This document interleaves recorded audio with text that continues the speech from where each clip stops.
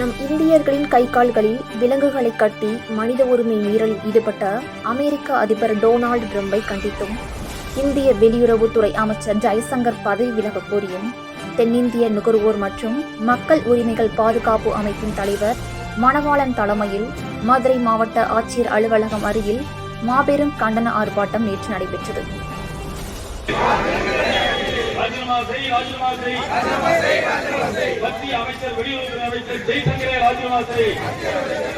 இந்த ஆர்ப்பாட்டத்தில் மாநில பொதுச் செயலாளர் சிங்கராஜ், மாநில பொருளாளர் தியாகராஜன், மதுரை மாவட்ட தலைவர் சரவணன், மாவட்ட செயலாளர் ரவி பாண்டியன், மாநில செயற்குழு உறுப்பினர் முருகேசன், தெற்கு மாவட்ட அமைப்பாளர் நல்லூர் சுல்தான் மற்றும் அமைப்பின் மூத்த நிர்வாகிகள் என 100க்கும் மேற்பட்டோர் கலந்து கொண்டனர்.